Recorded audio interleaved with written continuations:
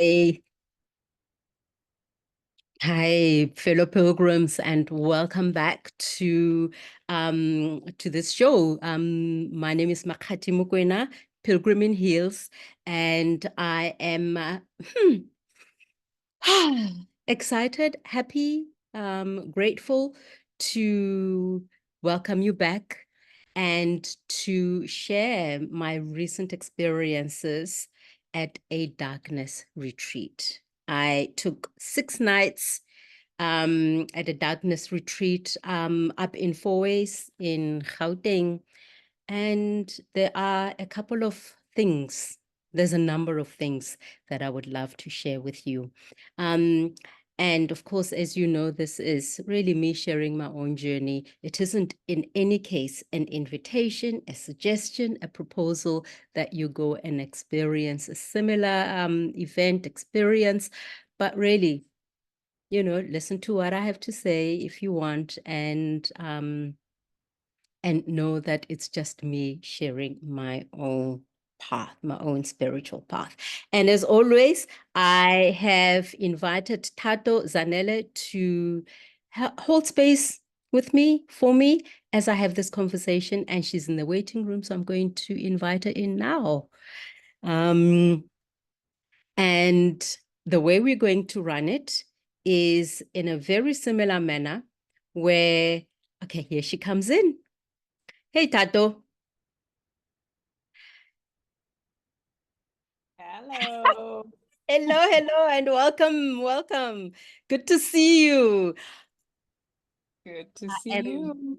I'm very, very grateful to have you be here with me and to hold witness for my process and to participate with me in the experience. I've just recently had a darkness retreat.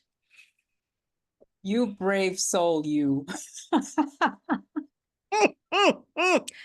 Yes. Yes. I at first I thought so. I was thinking, oh, brave soul, Makgati. But then as the days and the nights unfolded, I thought, I don't know. I don't know about brave soul anymore. It was as intense as you can imagine. Um, Yeah.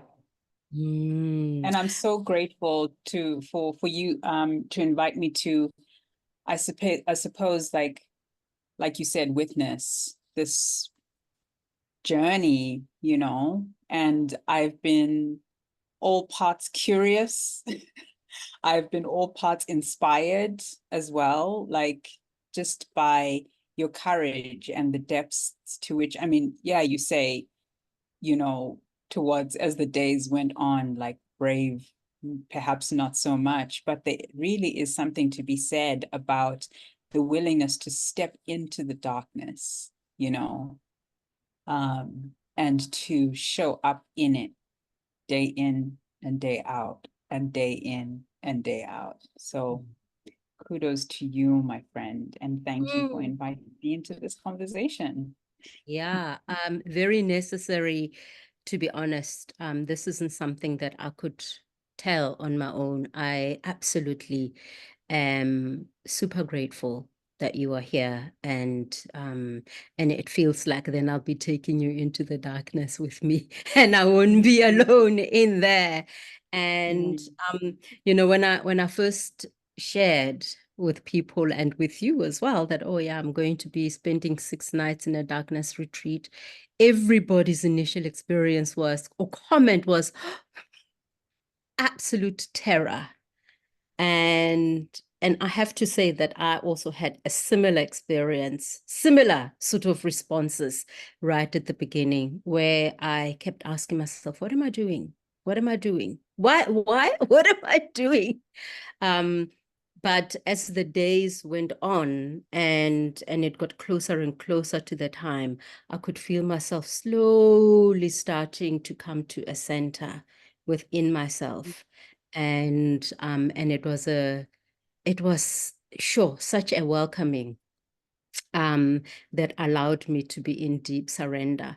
And I think a couple of days before I went, the word surrender presented itself in my mind, and I knew that, all right, okay, this is it. This is an opportunity for me. This is an invitation to me to really just show up and let go of whatever it is that I, whatever illusion of control I may have. but just show up, let go, and observe what happens. And boy, oh boy, Mm. did I observe. And so the way I would love us to run this is pretty much the same way we had our Vipassana conversation. It's, a conversation that we will be having, question and answer. I do also have lots of notes that I took. The good thing that happened is that I was able to take in my little recorder, and I actually taped over the face of it, and there's a little light that comes on when one records, and I taped over it so that there was absolutely no light that was emanating out of the recorder. And all I had to do was just press record and off. And that's it. And thank heavens, the battery life lasted throughout the 6 nights. I was worried that I might lose my battery, but no, it stayed. And it was such a useful tool to have, because obviously, so to quickly explain the darkness retreat happens Mm. completely in the dark, completely. There isn't any break that one has to step outside and be in the light and then return to it, or there isn't an opportunity where you make your food in the light, or nothing. It's 24/7, 24 throughout. Everything happens in the darkness. And, bathing, making food, going to the toilet, sleeping, putting on my clothing, absolutely everything is in the darkness. And as you can imagine, as one blocks off, certainly the sight sense, a whole lot of inwardness starts taking place. And I found myself going deeper and deeper and deeper inside of myself, which is what I wanted. This is really why I went there in the first place. Mm. You know, I remember you sent a video of, like, I mean, first you were in the light, and then this was afterwards, and then you said, okay, this is what the darkness looks like. And just how immersive the darkness was. Like I had an immediate felt sense of it when, and there's no, like there's not even a peak of anything, of any brightness at all.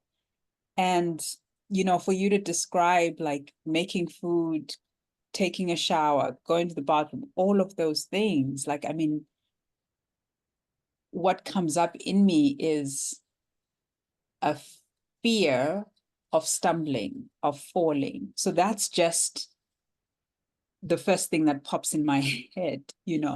So what was it for you? Like, if I can ask, I know you want to start to get into it, and maybe this question can launch you into that. Like, so day one starts, or that first minute or that first moment when the lights turn off. What what pops in your head? Yeah, sure. That's a beautiful launching off question.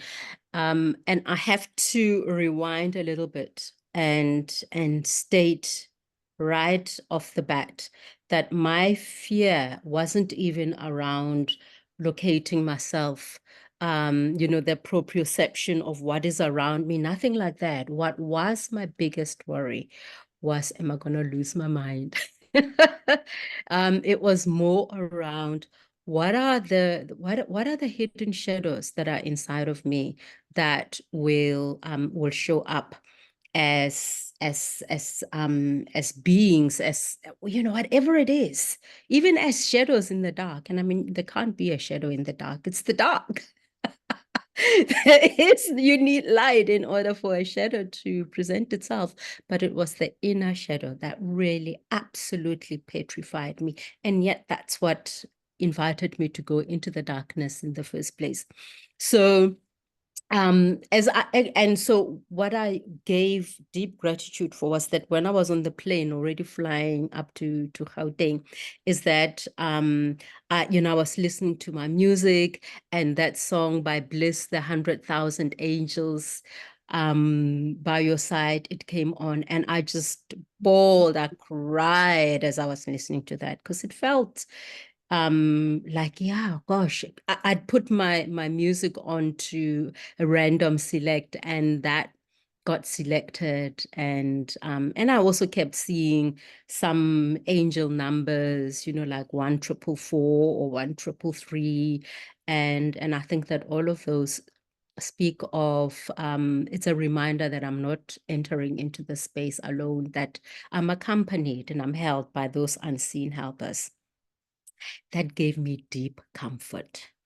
Um, and so when I arrived, the woman that runs the retreat, JJ, she came to pick me up at the airport, and then takes me into the room to see the room, and and then luckily we do a sort of a dress rehearsal of sorts, where she takes me in, she closes everything, and then she speaks to me and she says, "I'm gonna put the light off."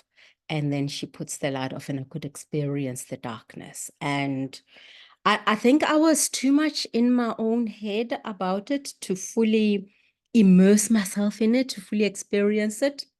But we had a small conversation in the dark, and then she switched back the light, and then off she went. And I was also distracted by a couple of emails that I had to send. So, the regular fetch water and all of that stuff of life had to be taken care of first. So I was, frantic. But I made sure that I was done, so that 5 p.m. I went in. Now, what she had suggested is go in, switch the light off, and get yourself acquainted with the texture of the room, with where things are. Where are you placing your thing?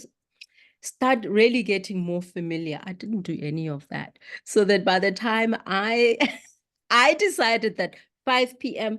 I'm switching my light off, and that's it. Self-imposed.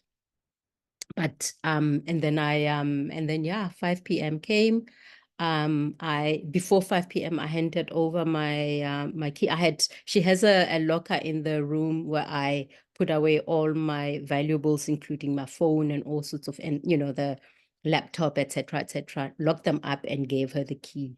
And then I switched off. And then it was like surreal. It's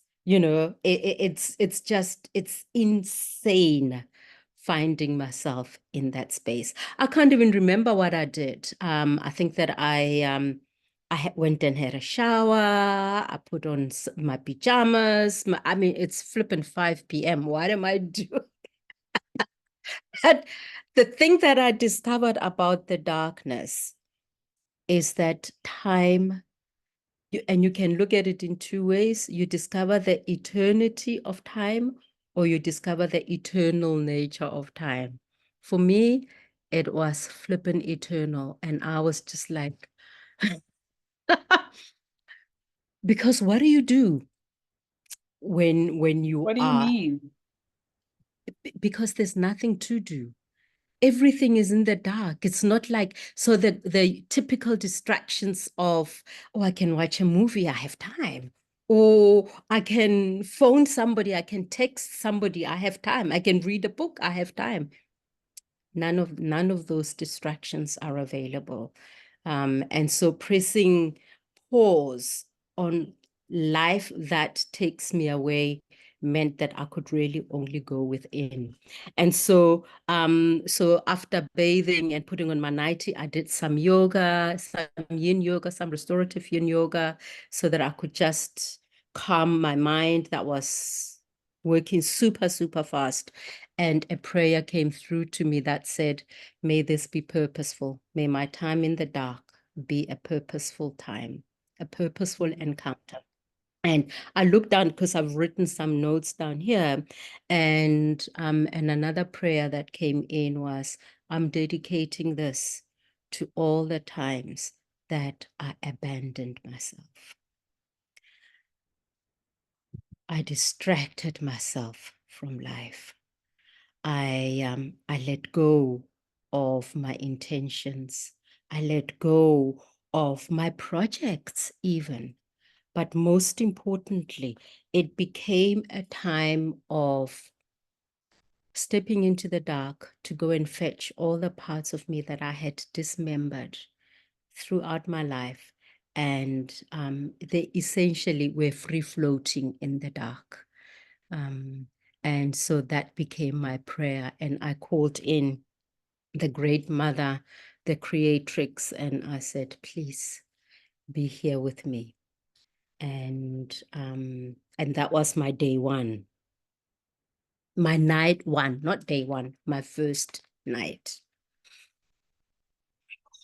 How profound and so powerful that that prayer just, it just dropped into a deep, deep part of me that I think it's that part of me that perhaps fears the dark, because that part of me perhaps has been alone, you know. So when you say fetch the parts of myself that I have abandoned, you know, and then to say you started off with talking about how time, how we measure time through the activities that we do, and those activities are sometimes a distraction. You know, let me watch a movie, let me look at my phone, let me, you know, those moments, those distractions are in themselves acts of abandonment in a sense. And so to have that prayer and allow yourself to be anchored in that prayer is, oof, I have goosebumps. I have goosebumps. It's Yeah, beautiful. yeah. And that's exactly the thing that took me to bed that night. I have no idea what time I went to sleep. Um, because there is no measuring time in the dark. And I had to remind myself, Makgati, remember this is an exercise in surrender. Let go. You are here, and that's all that matters. So, morning one. Now, how did I know that it's morning? Because I heard the Hadidas. So as we know, Gauteng has, well, as you know, most of the world has those Adidas, but they are really loud and they shout really loudly. And what happened is, I discovered this much later on another morning, but what happened is soon after, their screaming was accompanied by the tweeting of birds. And I discovered much later that the tweeting of birds is far more important than the screaming of the Hadidas, because the Hadidas can scream at any point. They, they are not a reliable marker of time, whereas the tweeting birds, they will be, they will come on, and then there will be no sound of the birds, and then there will be the sound of the tweeting birds. And the tweeting birds made me feel like, okay, morning has broken. And sometimes I would hear cars and I would be like, okay, is that like a morning car, or is that a car of somebody coming back from a late night? And you know, there is no tracking of time. We have become really good at knowing how to track time using the chronometer and using different events, but outside of the chronometer, you know, our the ancient foremothers and fathers, not so ancient even, but they would be working out in the field, and that was how they measured time. So, you know, how do we then measure time when when I so rely on the clock? Yeah. And it reminded me that perhaps part of this is about tuning into my own cycles. And how do I respond to my own cycles? Am I even aware of my own cycles? Anyway, so I wake up, I'm woken up by the birds. And what am I doing? I'm laying in the dark waiting for the light to come before I get out of bed. And, and of course, there is no waiting for the light. Then you realize, oh, there's no light coming. There is no light coming, Makgati.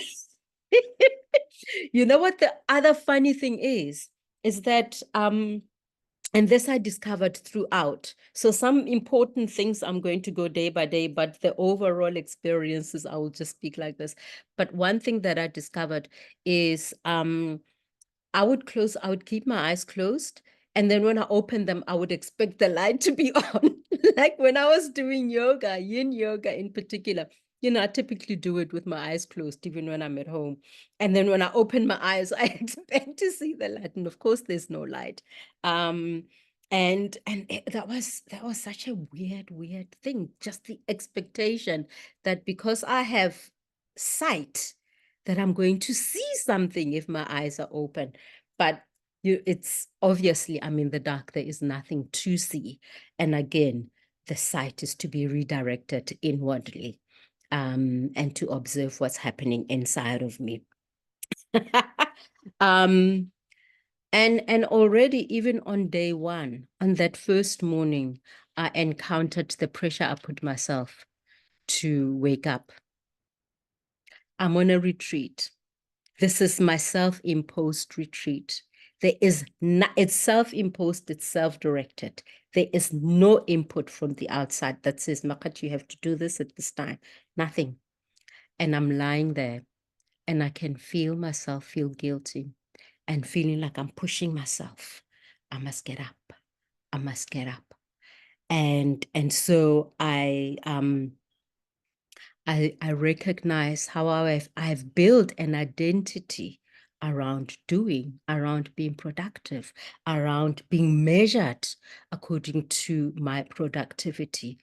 Um, and the biggest thing is having crafted an identity around my doingness.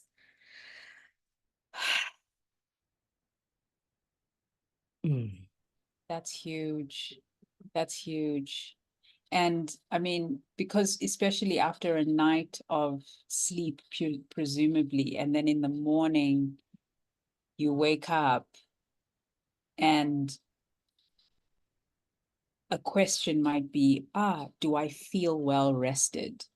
You know, and I don't often even ask myself that question, but I imagine just how, because I measure time in a particular way, I'm disconnected to how my body feels after rest, or after a night's sleep, you know?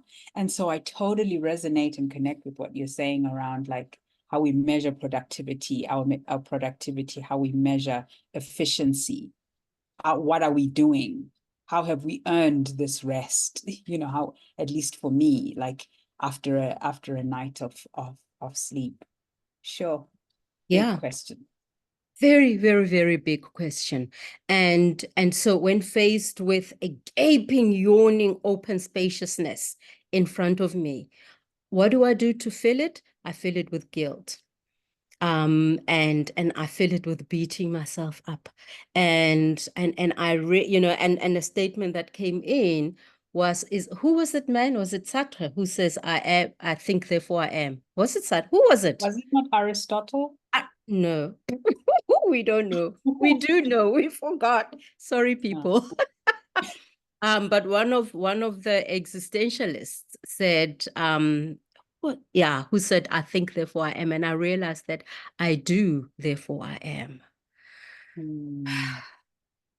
And so being is far removed from who I am, from even making a tiny bit of forming an identity or adding to who I see myself as. And the doing then means that I can, I get some benefit. And I wrote here that, what becomes available when I am doing, and what becomes available when I'm being. What am I open to seeing when I'm doing? What am I open to seeing when I'm being? And just those two, the playing of the being and the doing, become such important points of interrogation inside of me. And I'm not even sure that I've necessarily arrived at a response of what does it mean to just be. Yeah, I'm curious even with that, like, so how did those manifest themselves in your experience of the dark, even just the beingness, to be able to grab that knowingness, or inquiry around beingness and versus doing. Mm. I noticed that I became obsessed because the mind wanted to be, my mind wanted to do something, or my brain wanted to do something. And so it created an obsession around tracking time, and tracking time in the sense of listening to what is happening outside of me. What is that sound? And things become super elevated and amplified. My other senses became very amplified. I think even my sight became very amplified, my inner sight. And so I was obsessed with tracking time. And the absurdity of it, of course, is that I can't track time. I have no idea of how to track time because I don't have any markers that could tell me that this is what the time is. And I'll tell you a funny story. Is that on that first night, on the second night, so I went in on Sunday night. On Monday night, um, now she had said to me, JJ had said to me that she would bring dinner at sunset, definitely before 7 p.m. or around 7 p.m. So I'm holding on to that, and I'm like, okay, at least I know more or less what the time would be by the depositing of the dinner. And on that second night, I wait and I wait and I wait and I wait. And then I busy myself with doing yoga, and I busy myself with doing something else. And I busy myself with all sorts of things, everything. I even go and have a long bath. And then I come out and I'm like, this must be 9 p.m. by now. What is she doing? Why isn't she? I'm sure it's 10 p.m. I do a meditation. I'm sure it's now 11. Why is she bringing her dinner only at 11 o'clock? Maybe she's a late sleeper. Maybe she only eats.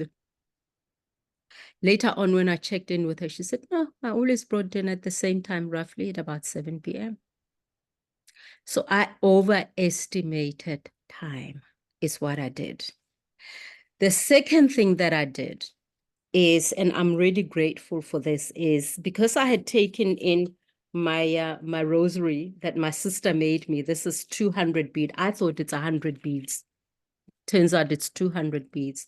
So I started doing some prayers. I started reciting some mantras, and remembering that, reminding myself over and over again, Makgati, don't be out there tracking time out there. Time will do its own thing. That's what it does. It moves on, whether you are tracking it or not. Come back here and see how you make use of the time that is inside of you.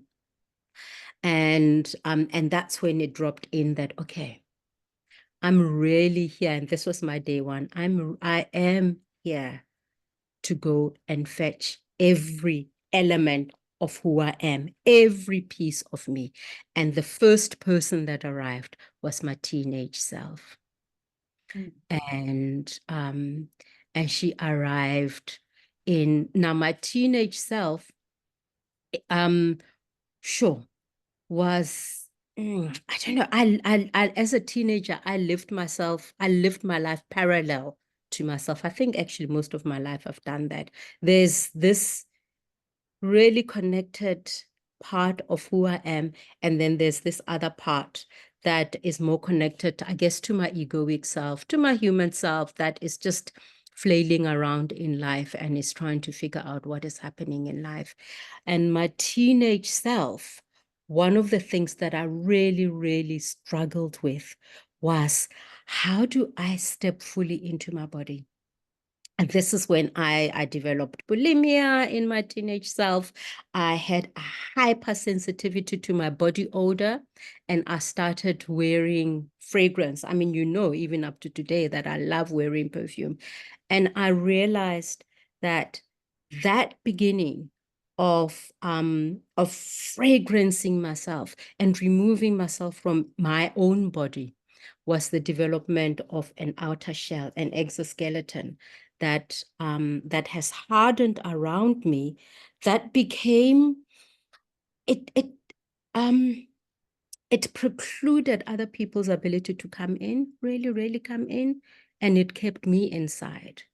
So much so that I think that became one of the themes of my life, is finding my way back to myself.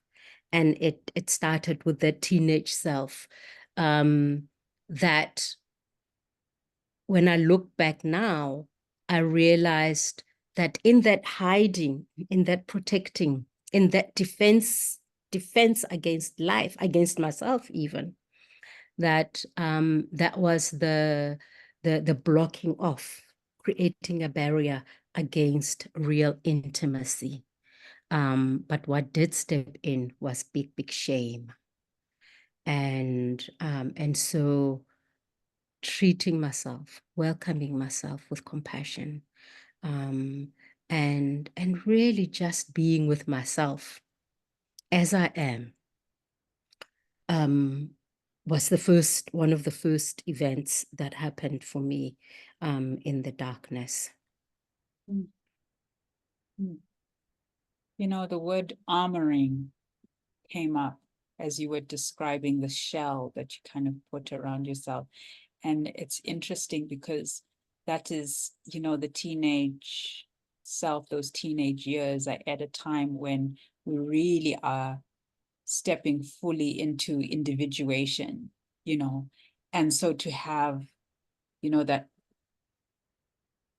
sense of, I can't be myself. I don't know what words you used exactly, but um yeah, just I feel a sense of compassion for your teenage self. And then it makes me think, oh, no wonder she showed up first, in the darkness. Yeah,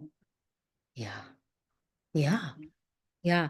It's almost as if she held a really important and weighty piece of myself, because based on that, based on her response to life, then my adult self emerged. And so in her showing up first, it really was an important point for me to recognize that, oh, okay. And in the dark, I can start seeing all these pieces of me that have really been free floating. And when I thought of it in that way, free floating in the dark, like ghosts that are lost and are trying to make their way, to find their way home, I could feel my heart just opening up. And I said a prayer and I wrote it because I transcribed it from my recorder. Um, and it says, Hail Mary, the Hail Mary prayer, full of grace, the Lord is with thee. Blessed art thou amongst women, and blessed is the fruit of thy womb, Yeshua. Holy Mary, Mother of God, pray for us. We are not sinners. Pray for us who have lost our way.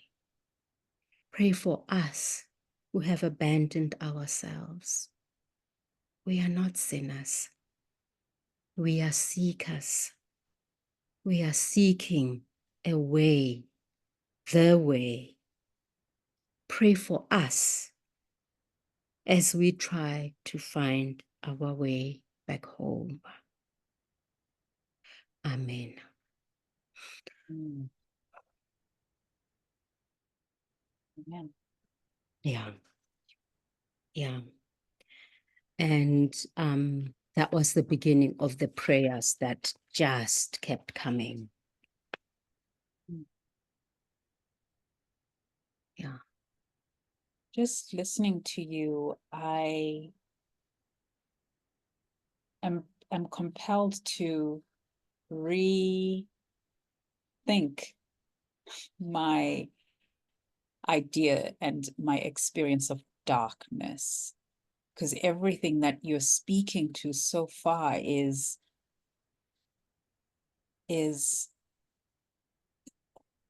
perhaps a transmutation or a transformation of,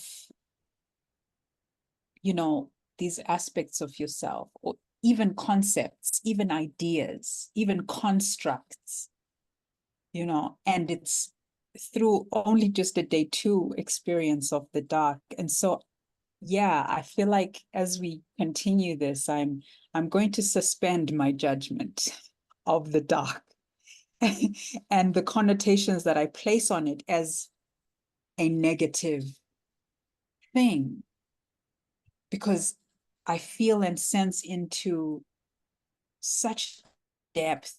Compassion comes up for me, sensitivity comes up for me, uh, seeing, a compassionate seeing comes up within me. Yeah. Yeah. Thank you. Thank you. It was, and that was actually day one. That was Monday. I was there. I came out on Saturday. So that was even only day one. And already the depth, it's like I could walk out and yeah, a lot of work had been done Right. already. And and of course the ego kicks in, the mind kicks in at some point, and it starts asking, what if I don't get anything out of this? What if I leave here and nothing has happened?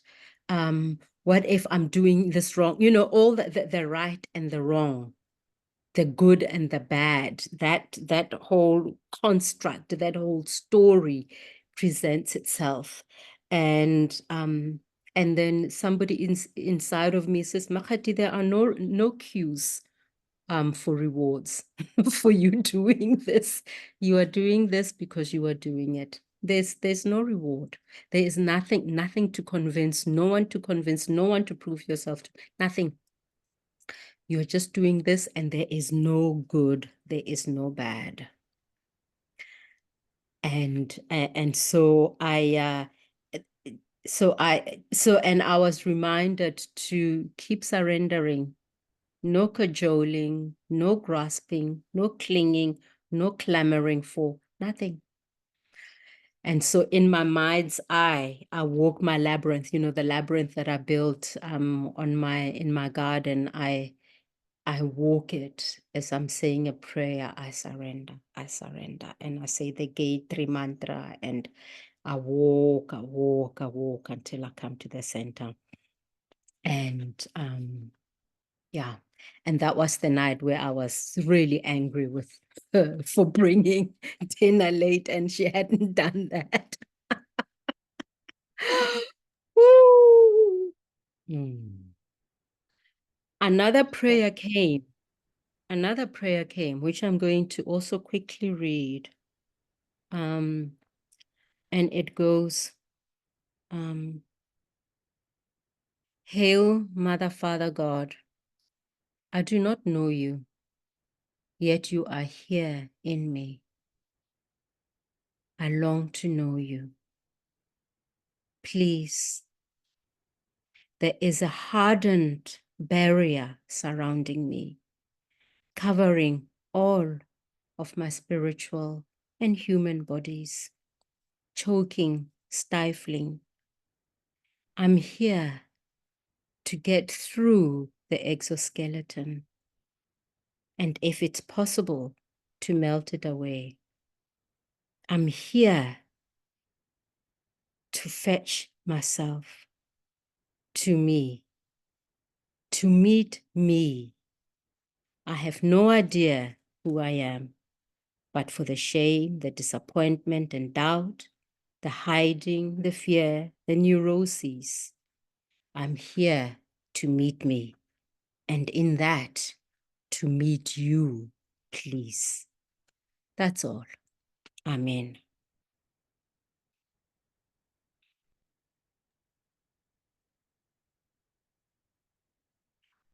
That brought tears. There's a depth of longing that I hear in that. And yeah, I mean, you started off saying, I don't know you. And then to later on, it was, I don't know myself, or I don't know me, something. And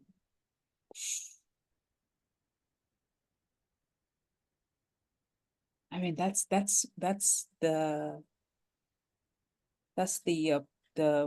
pull and the desire for intimacy, isn't it? To know and to be known, to be seen, you know, and yeah, and hence that depth of longing, that, putting on that shell, like the placing of that shell, of that exoskeleton prevents, yeah. Yeah, prevents the very intimacy I seek, I yearn for. Mm. Mm. Yeah. Yeah. At some point in the retreat, so I had taken my book in. It's actually my notebook. It's not even so much of a journal, but more of a notebook. And I ended up writing on top of other notes I'd made.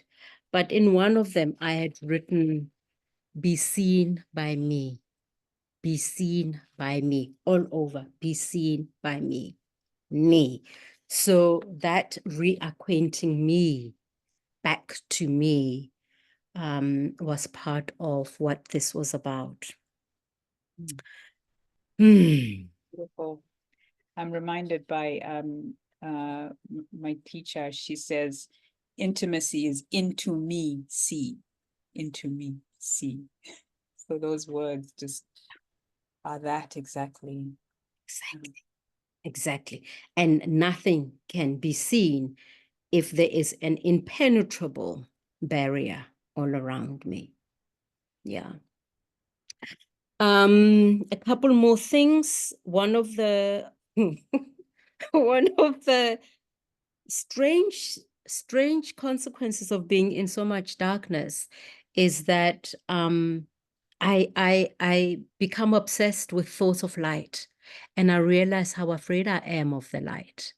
I realized that, oh my gosh, if I were, because I know I've watched a couple of YouTube videos of people who've been in darkness retreats, and one of the things they speak of is the lights that come. And I become afraid of the lights. And I press pause and I recognize that, oh, that's not even the literal light. I think in some way, what I've done with my own life is be so afraid of light, of the sweetness of life, of what is life-giving and is generative, that I have constantly run my way back, made my way back to darkness. Over and over and over again, I've cut myself off from the light. And I actually became quite vigilant for that light and was so almost afraid, so much so that later on in subsequent days when the light came, and the strange thing is that the light would appear, sometimes it would appear in my right eye. So strange how it works. But I would know that there's only light in my right eye, white light. That would be super, super bright. And it's the light that doesn't illuminate. It's not projecting itself, its essence outward onto any surface in the real world. But it's It's internal light, and sometimes it would go into the left. And what I did, and this is what brought me to recognizing how much I keep going back to the darkness, is that I would be so irritated by the light that would come on that I would, please go away, please, which is interesting. I found it a nuisance that I would be trying to make a cup of tea and all I see is just bright light. And I become so confused with, where are things? What's the position? What's the relative position of me to the things that I'm trying to work with? And what is this light here? There's an expectation that this light somehow will be perceptible outside of me, but of course it isn't. It's the light within.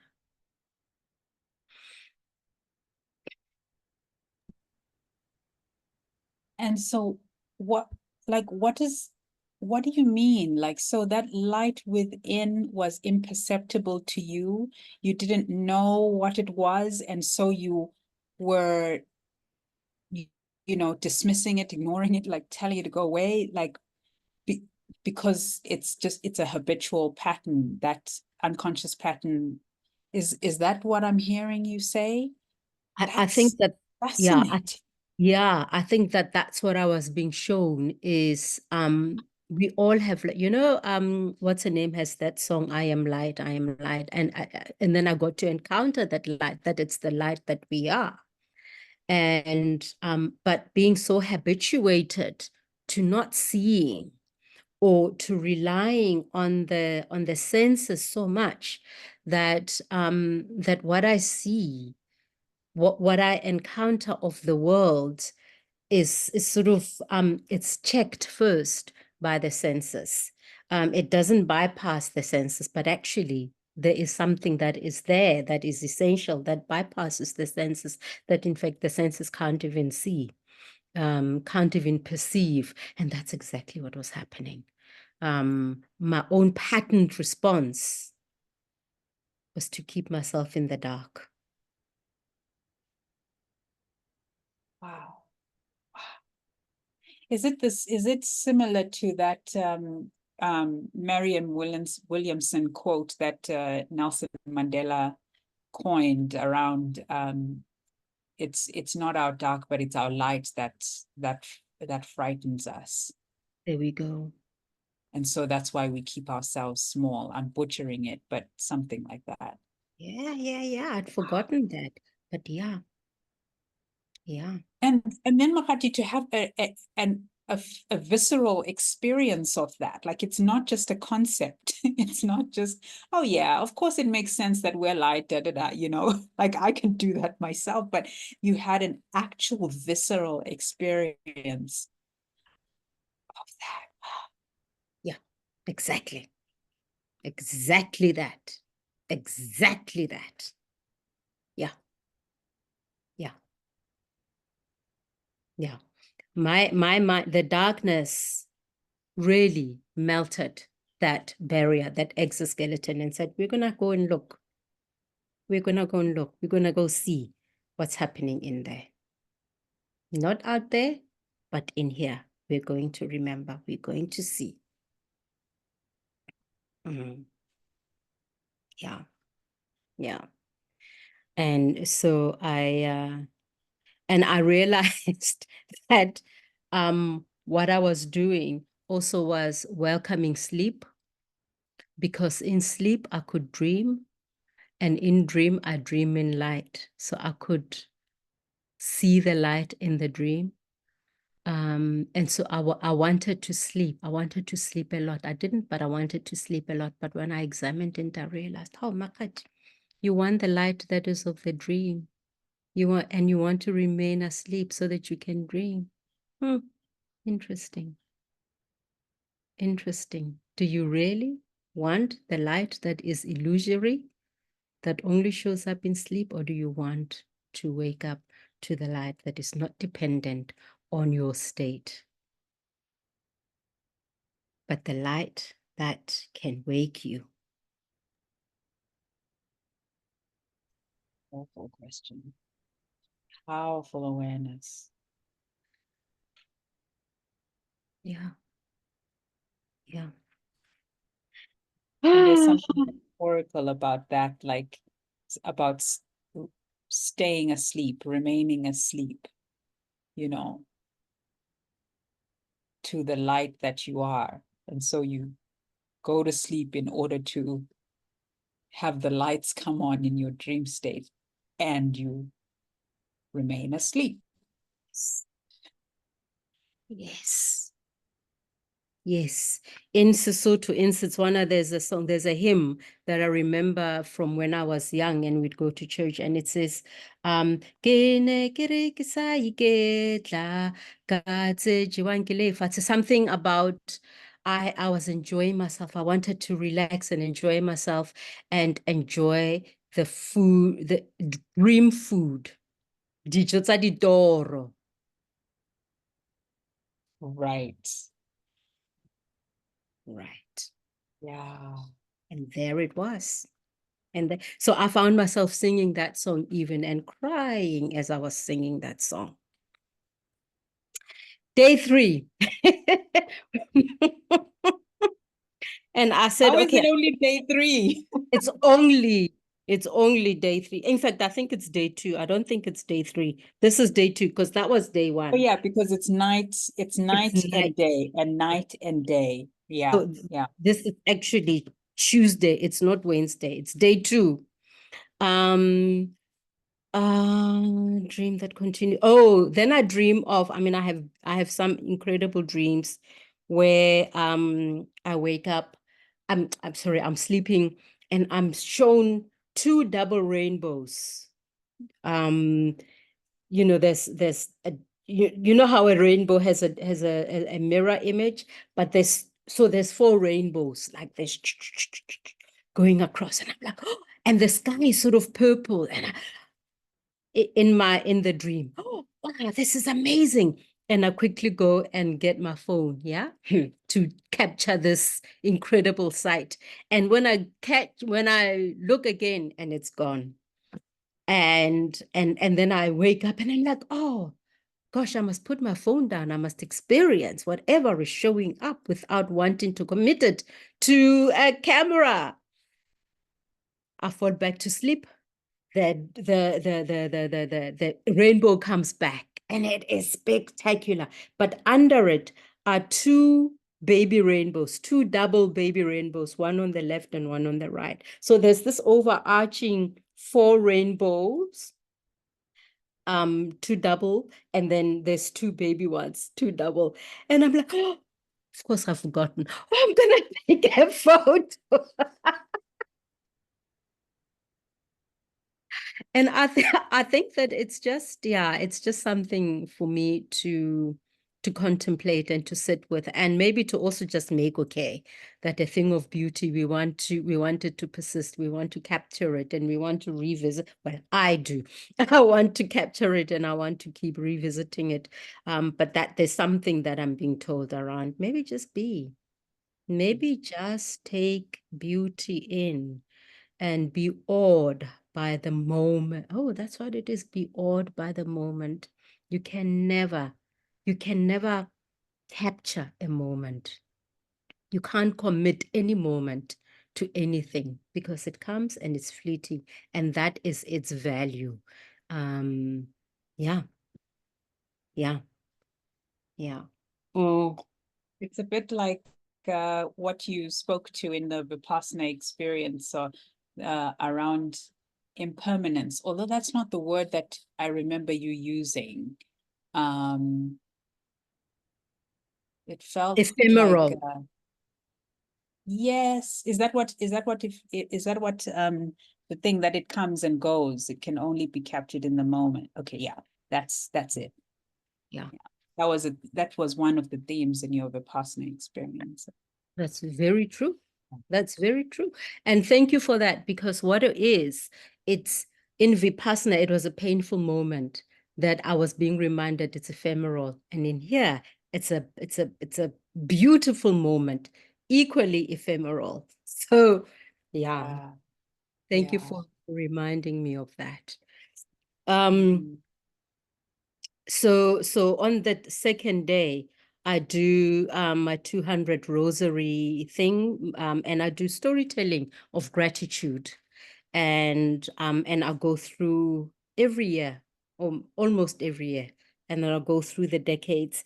And in the first 10 years of my life, I recognized that it was my initiation, I was raised, really, even from infancy. Um, Even from infancy, there's some experiences that later on told me that actually that was the initial initiation that I was put into as a couple of month old infant. Um, and then decade two, I give gratitude to the audacity of Makgati. This is my teenage years, because I realized, geez, I was, big ass. The kind of things that I Badass. did, yeah, the kind of things that I did as a teenager were unbelievable. Yeah, Like, and for me, they're unbelievable because I see myself as the least likely person to do the kind of things that I did. I'm not necessarily, a standout type. There are people who are like that, who are larger than life. I'm just, I could easily fade away into um, but my first encounter of my powerful self, going to a school that was completely out of bounds for Black people, going to Loreto Convent and applying to go to that school, and going on the train by myself to that school, and carrying my school books in a plastic bag, in a checkhouse, because we didn't I mean, it was what we did when we went to school in the township. And then I continued, and then until I got a satchel, a canvas satchel. And but it's also there where I got to where the pressure became so much that my own audacity, I stifled it. I'm not going to become, but I allowed it to be stifled. And I allowed myself to be coined the class clown.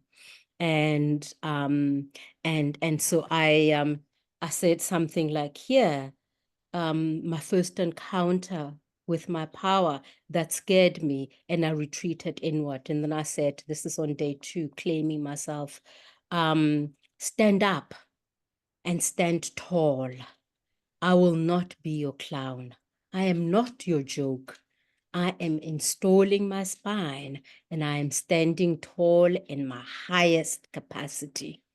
And just claiming those pieces of myself, that teenage self that had been floating all over, bringing her back and really connecting with her strong spine. Um, and she's the same teenager that took me to university by myself.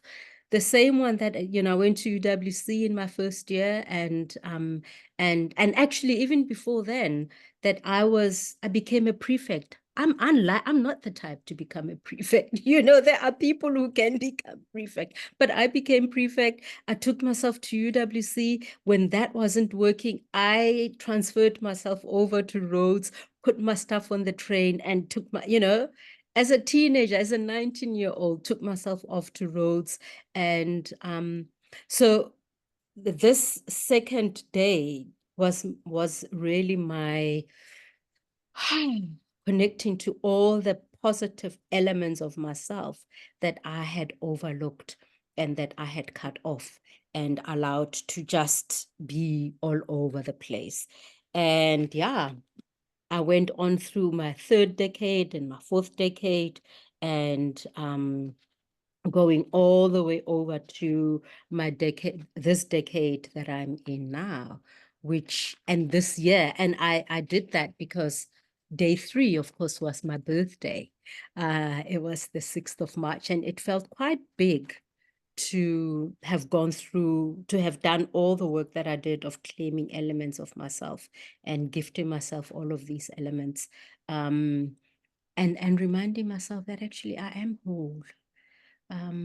There's nothing that's missing. And if wholeness is a combination of everything, then I have been paying attention to whatever I deem as deficient inside of me, and now I'm reclaiming all the parts that are magnificent and beautiful. And that is that is my definition of wholeness. It's welcoming all of it back inside. Yeah, yeah, sure. That's beautiful.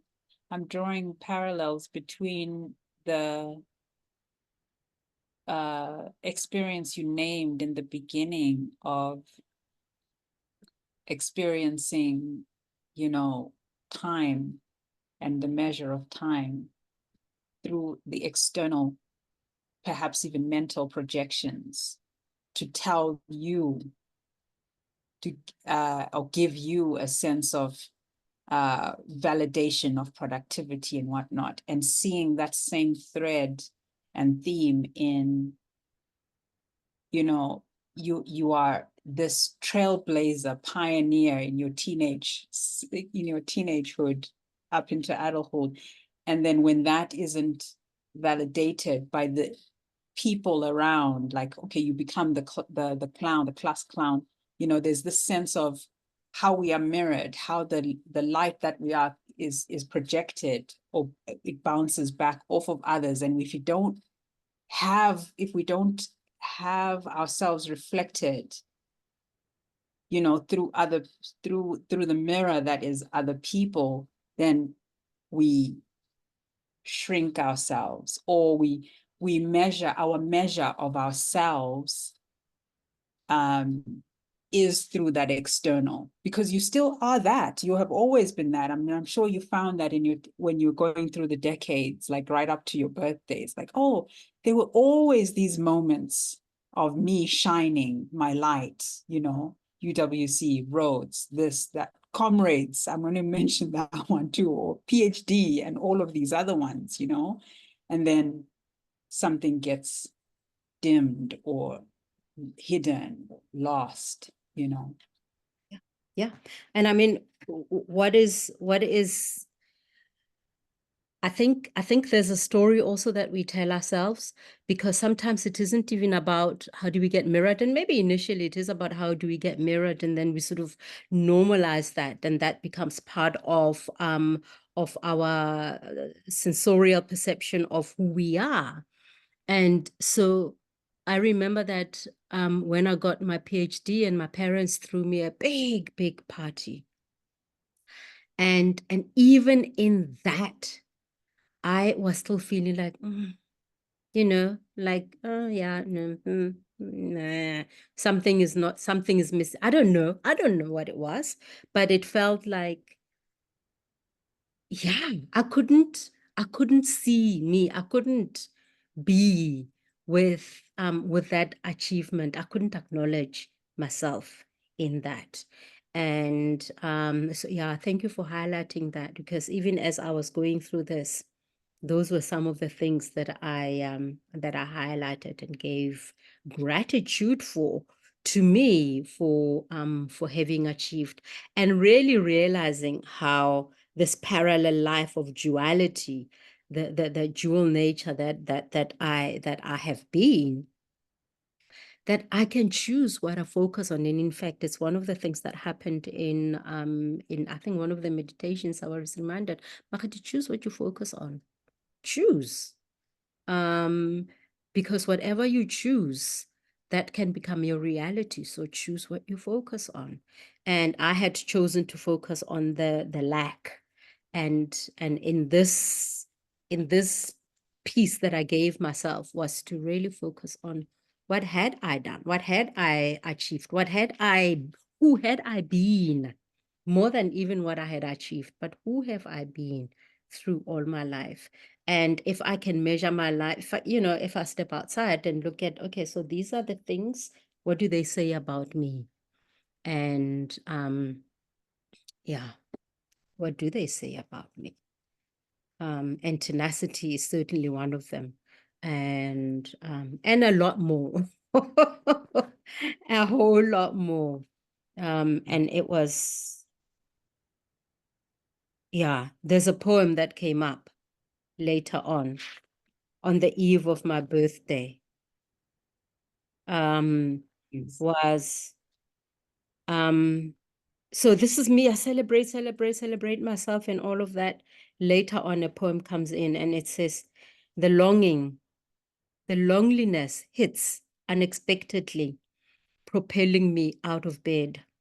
I shake and tremor and jump up and down in the dark, then walk the labyrinth in my mind, in tears that don't come. I am drowning in tears that refuse to shed. What is my life?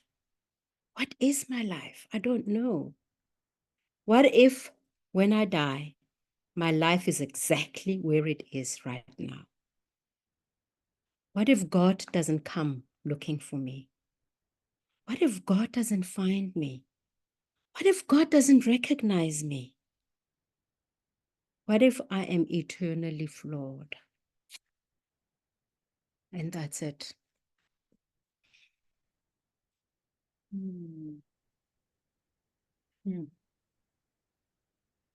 Yeah. So the grappling continues. Yeah. Yeah. Hmm.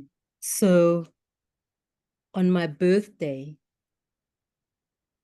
yeah, the light arrives, the light that I was talking about in my eyes. And I have a dream that I'm going to quickly share, and I'm going to be quite about it because, yeah, we have a little bit more. Anyway, in the dream, I am with two other women. One of the women is young, and the other one is yeah, it's kind of is me, and the other one is the age between the two of us. And in the dream, there's a man, we're in a room, and there's a man, young man, who has weapons, and he's trying to kill us, or he's trying to harm us. And so the three of us are just trying in some way to protect ourselves, to get away. He gets hold of one of us, and he has a sort of a massive mesaluna, and he chops at one of us, but the person doesn't die. And so we're all we're trying, and then somehow we manage to kill him. And then, we bury him, but we bury him inside the room, which essentially means that we cover him with some cloth, so it's not burying him. And then we start leaving the room, I suppose, running away. But before we do, I go and check on him, and I see that actually he hasn't died. He's still very much alive. So I cover him quickly, and then I see that he wakes up and he says, "I see you. I recognize you. I'm gonna follow you. I'm gonna follow you, and I'm gonna kill you," he says. And I leave that room and we run away. And I don't know what happens to him, except a couple of years later. This is what the dream does. It takes me to his deathbed. It has two different endings. It takes me to his deathbed, and and I go there, and I go and listen to him. I apologize. I can't remember what I say, but I apologize. I try to atone in some ways. And he says to me, "Come." He's old. I'm old. He says, "Come." And as I lean in to listen to him, he has a knife and he stabs me in the back. And we are both dying. He's dying and I'm dying. And as I'm dying, and I say to him, "This is the end. This, whatever it is that I may have done to you in the past, maybe I have killed you, you have killed me now. This is the end. I am putting it down here now. The cycle is complete. I release you. May you continue with your life, and I release myself to continue with whatever is inside of me that is to come after this. May you go in peace.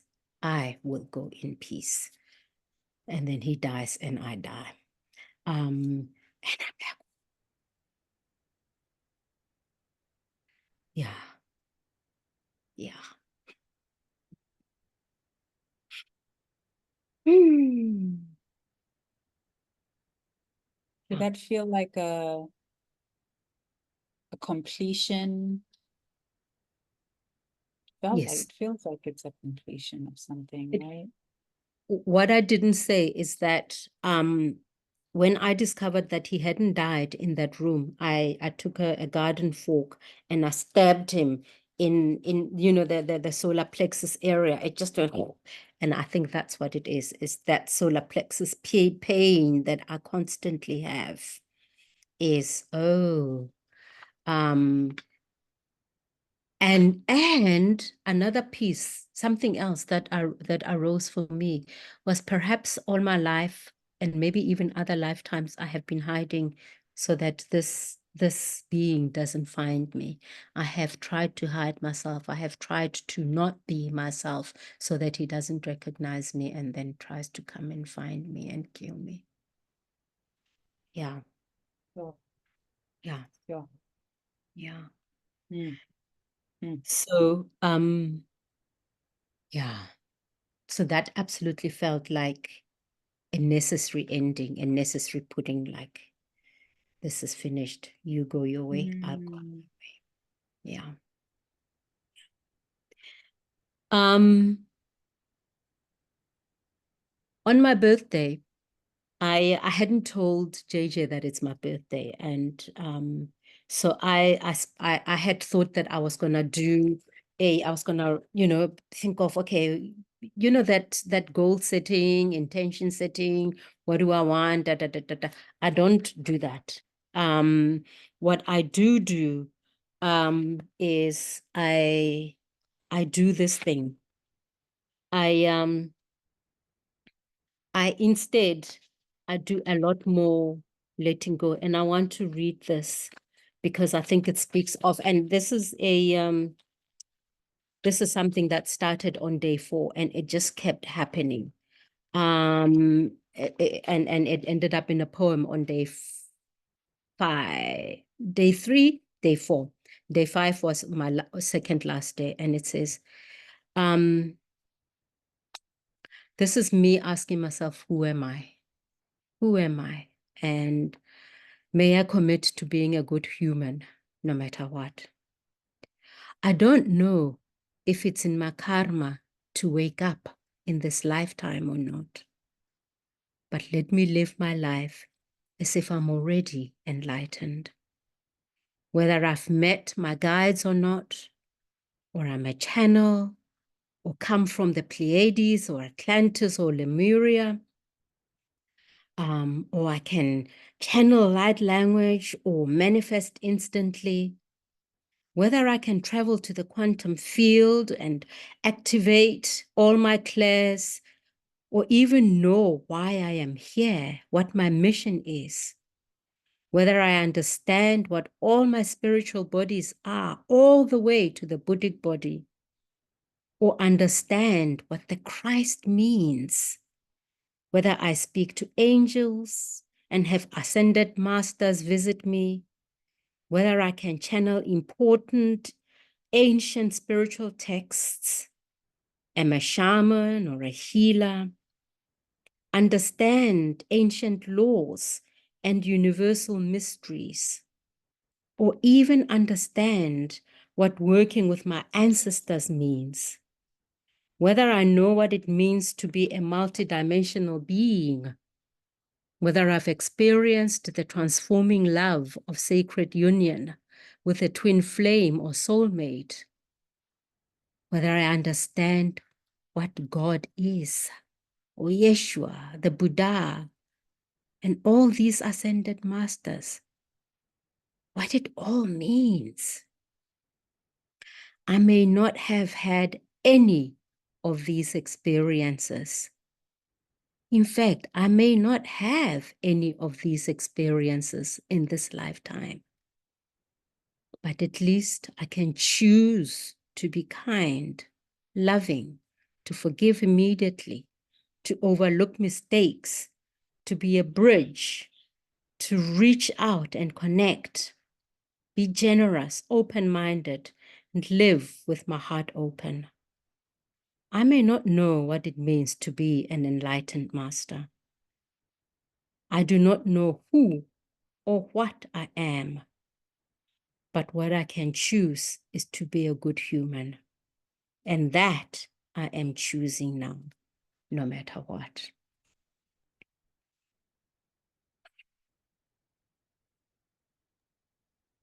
Yeah, That's beingness, isn't it? that's beingness. And I also experienced the collapsing of time in that. Like, I may not be this at a future time, you know, like I may not be this, I may not be that, but can I be kind, like now in this eternal present moment?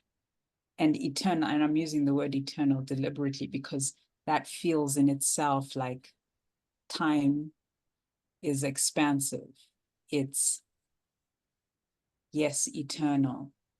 It's been collapsed. Like there's a beingness that exists, that is ever present Mm. in the now. Mm. Yeah.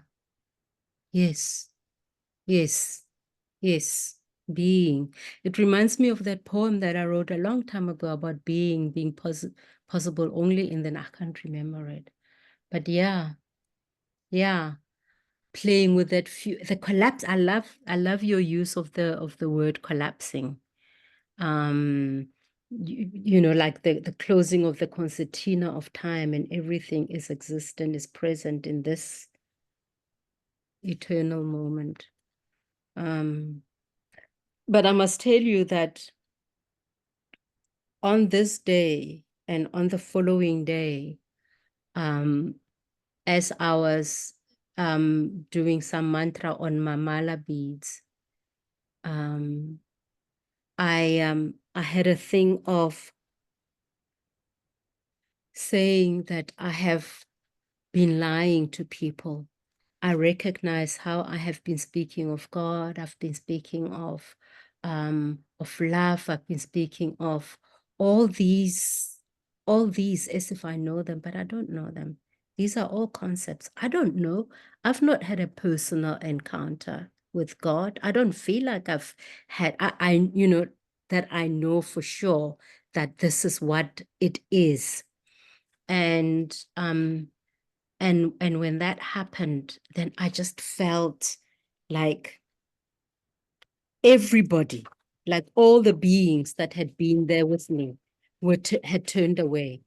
And I just got plunged into the deepest sadness, the deepest, deepest. And I just cried. I was asking, does God even exist? Is there such a thing? The Mother Mary, the Abuti Yeshua, is there such a thing as love? Is it real? Is anything real? Is there such a thing as awakening and enlightenment, or all just random matter organizing itself? Just stories I have told myself, I have heard and repeated throughout my life.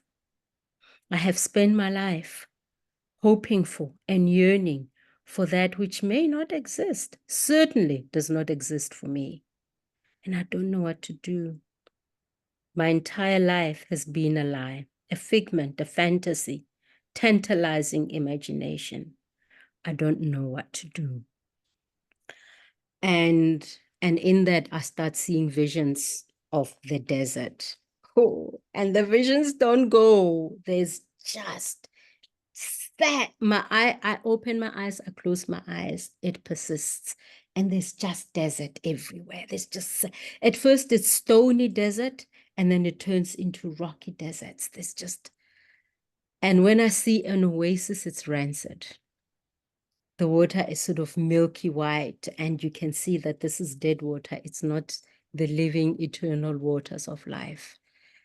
And I'm like, but what am I? what is happening here?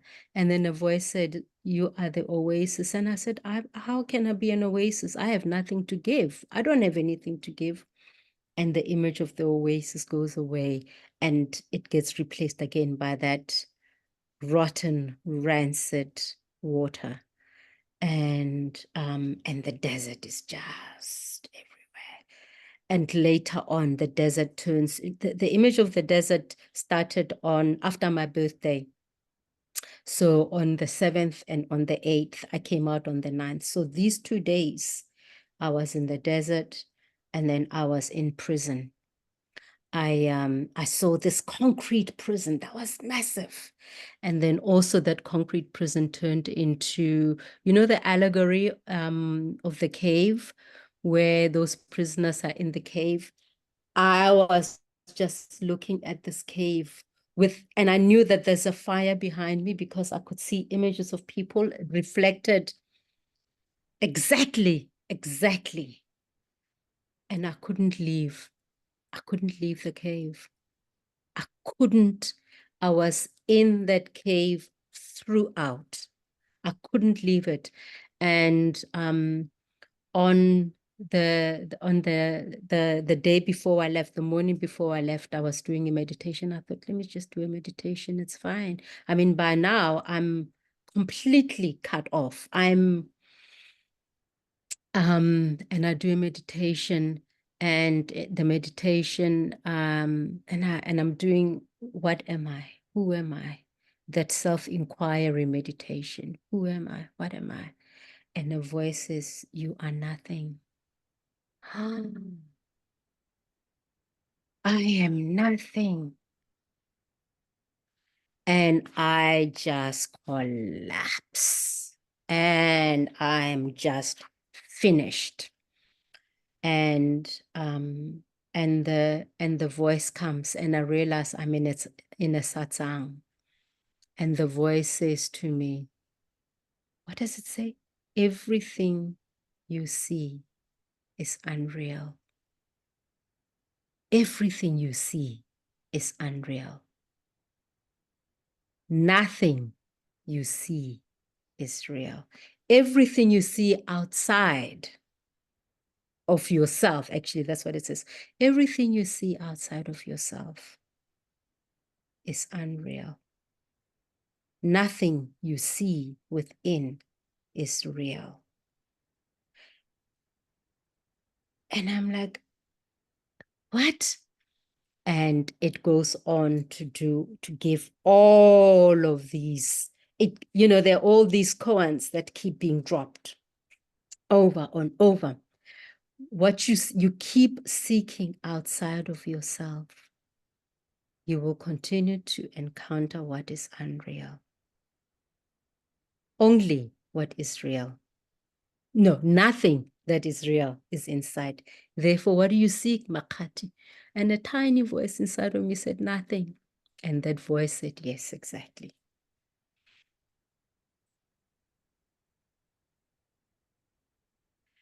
And those kept arriving over and over and over. And that's when I said, I think I'm done. I can't, I don't know. I mean, I didn't have any more capacity because that felt like super high. It was super high. I understood it. But I didn't have a place for it to sit inside of me. Yeah. Hmm.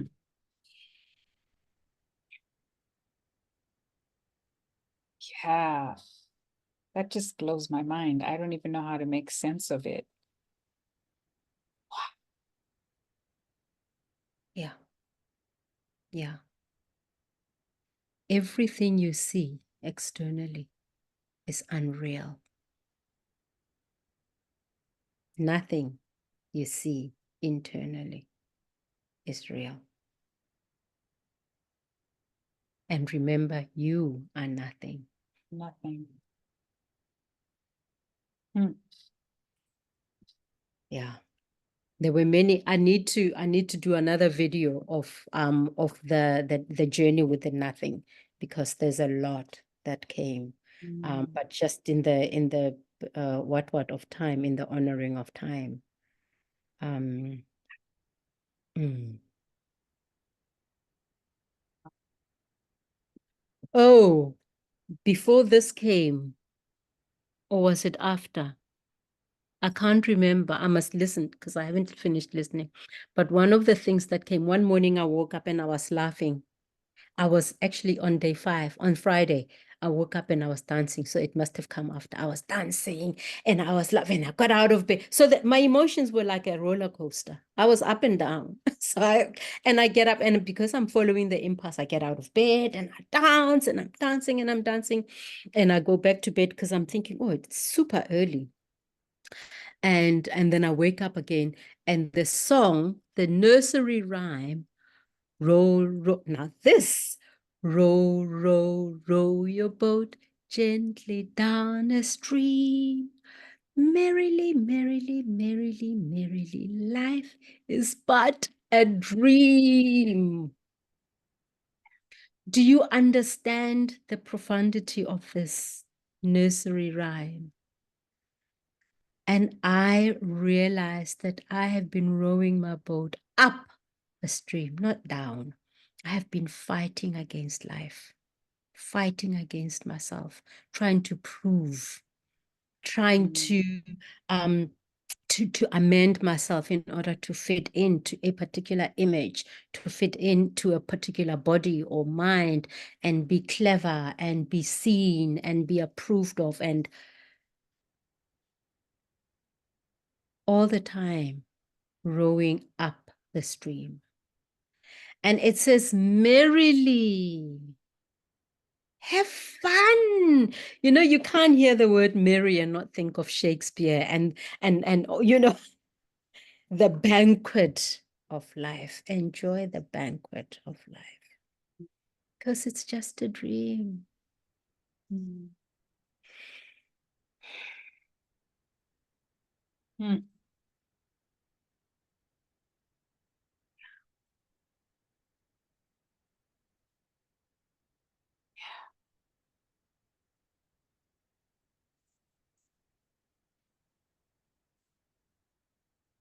I have no words. There's such profundity in that. And it's so simple too. It just feels so simple.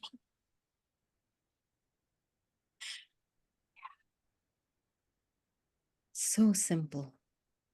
So simple. And it came from one of the days when I recognized how I have spent my life clinging and grasping. And the energy expanded in that, in the grasping and the clinging. Lots is asked of, lots. But actually, all I needed to do to just go gently down the stream. Mm. Mm. Mm. Yeah, there are two phrases that come to mind. One is, you can't do it wrong. And the other is, it doesn't have to be hard. These were two phrases that I kept on hearing over and over and over in my spiritual warrior training. And I feel like now I'm really beginning to grasp and comprehend as you are sharing your experience around the grasping, the holding on to, the exertion, the efforting, you know, as though there's a way you can do it wrong, right? As though it has to include struggle or efforting, or that it has to be hard in order for it to have meaning, for it to matter, for it to be anything. Yeah. It's I mean, I haven't read the Bible, but I remember the story of Martha and Mary, the sisters. And and this takes us all the way back to the beginning of my journey. You know, I've been Marthaing my way through life. And can I marry my way through life and just be in surrender, be in trust, be in welcoming everything that arises. And so this takes me back to Vipassana also, that nothing is eternal. And I've been shown that, you know, the beauty that I've seen, it's not eternal. The pain that I've experienced is not eternal. So open up and allow it to flow through.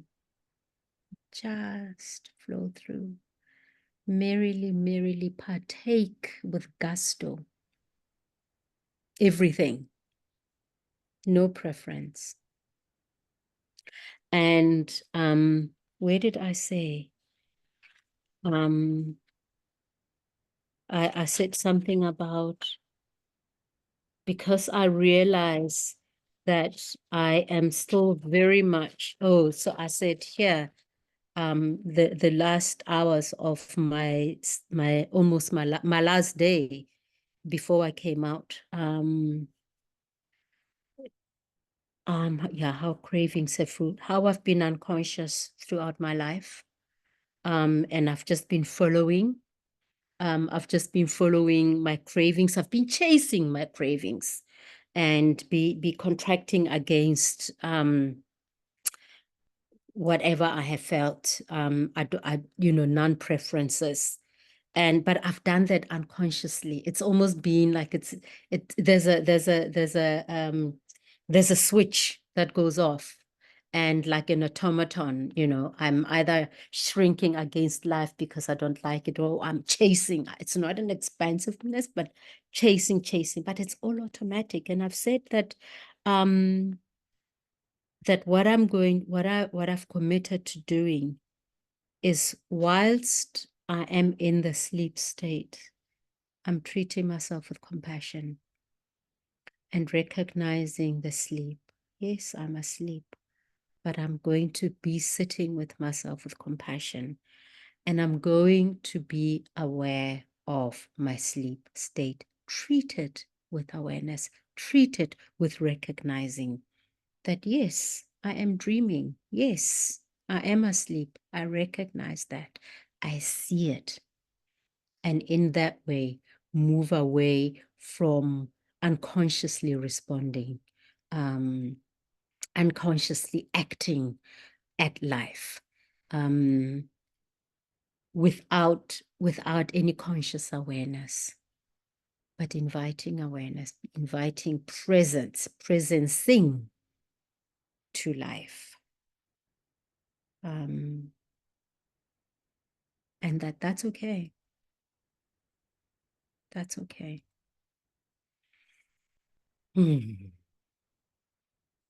Yeah.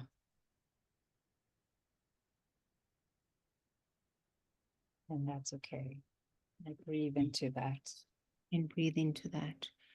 And perhaps allow this to be a happy dream, which is what Abhuti speaks of in A Course in Miracles. He talks about, you know, you're asleep in bed, dreaming of, etc., etc. I forget what the words are, but it can be a happy dream. And so, even if I am dreaming in color and in light, let me know that I am dreaming. Let me be aware that I am dreaming, that this is not it, but it can still be a merry a merry for now.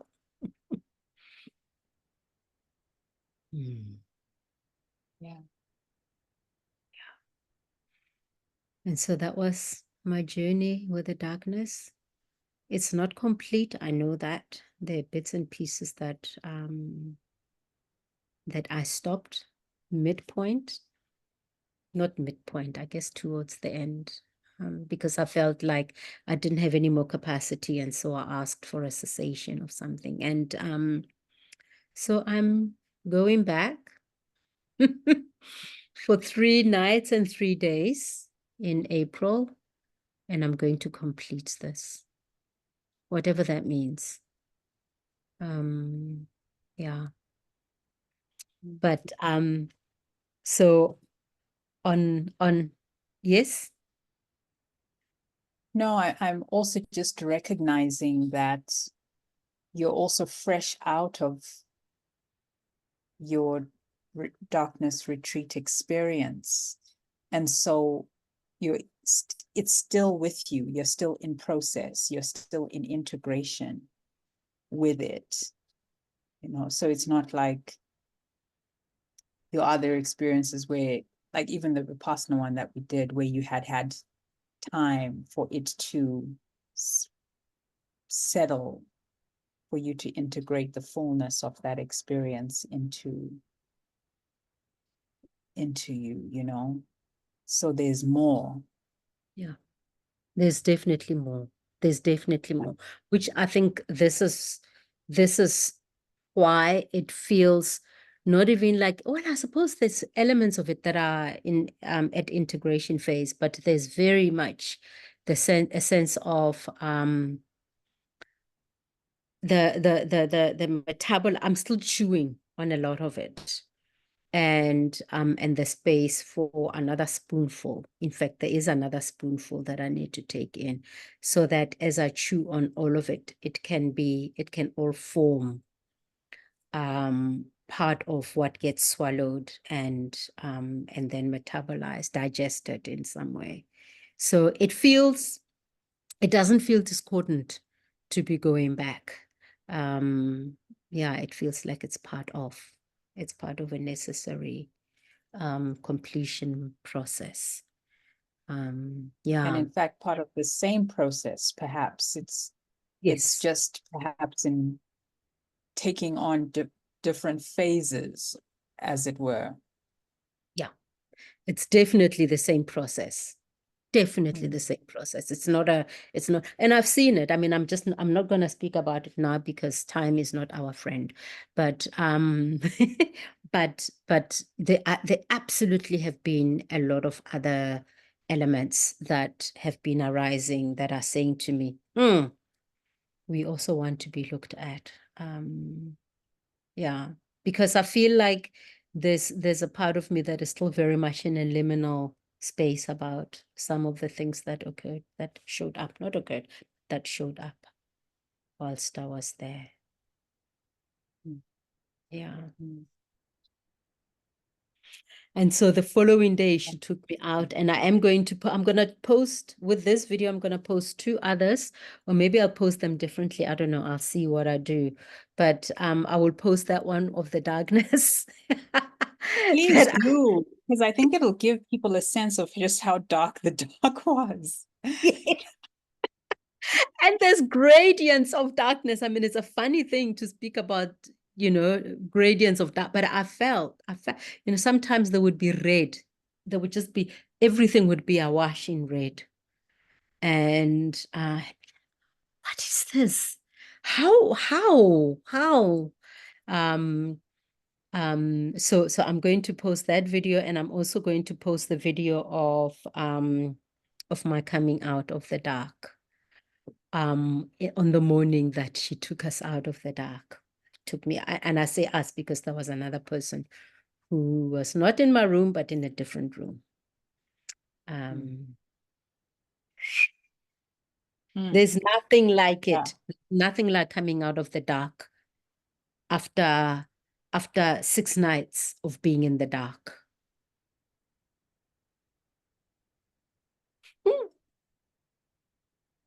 But I will share Do you want that. to share a bit of what that was like, or are you going to post that video with Maybe we can do, I don't know, commentary? maybe we can do a 15-minute thing of what it was like coming out of the dark. Because I see Mm, that this is a really long one already. But maybe we can yeah, do a short 15, 20-minute experience of what it was like. And then I'll yeah, append that to, yeah, I append the video to that. I think so, actually. I think so. I think so. I think so. Mm. Beautiful. Mm. Hmm. Gosh, deep bow, deep bow. Hmm. Thank you for your generosity of spirit, your generosity of heart, and just the depth of sharing and the openness and the vulnerability to being witnessed in your journey. Hmm. Brave soul you are. Thank you. Oh my gosh. Mm. Thank you for sharing yourself with me. Thank you for sharing yourself with us. Mm. It's been Mm. so deeply meaningful, and I look forward to um, reading people's comments when they watch this, and what it is that they took from your experience for themselves, like, and maybe even step into darkness themselves as a part of their own journey. And my curiosity has certainly been piqued. So one day, Yeah, one day. And the beauty about it is that she does host one day darkness retreat. 1 hour, 1 day, 1 hour, 2 hour, I can't remember. But she does have short experiences. And those are equally powerful. Excuse me. yeah, Equally so. that's Um, good to know. That's good to know mm, because because a 6 day is long. And there's an intensity to it, and and and so for someone like me, I want to dip my toe in, so that I don't like shock my central nervous system. And so I'll get a little bit of a taste of it for sure. Yeah. and I'll attach her details to this video, or at least in the comment, in the whatever section below, so that if people want to go and experience, if you want to experience, you can contact JJ. She has the most, with all my anger at her. How can you bring food only at 11 p.m.? How can you da da da da da da da da da da da? And when I called her on the intercom, her voice mattered absolutely every piece of anger and agitation that I brought to the call every time, every time. But yeah, I appreciate also just being able to have a self-directed experience Mm. where, I don't know, I suppose it's like stepping out the way and allowing to be guided by an inner intelligence that lies within, an inner wisdom that lies within. Mm. Yeah. Mm. Mm. Tato, let me stop recording and say thank you very much. Thank you. Thank Thank you you. for this, for Thank for you. witnessing, standing in witness. And telling the story certainly has brought it back to me. And I appreciate your reflections, your questions, your observations very much. And I look forward to our conversation about my coming out of the darkness. Thank you and Thank you. blessings. And thank you if you have persisted to this time of watching the video. Thank you very much for watching. And yeah, as Tato has invited, please do write your comments, the observations, your questions. If you've been in a darkness retreat before, share what your experience was like. and fellow traveler, fellow pilgrim, maybe one day find what we seek and recognize that the pilgrimage was for our own enjoyment and nothing else, perhaps because that which we have been seeking has been inside us all along. Thank you very much and happy days. Row, row, row your boat. Gently down the stream.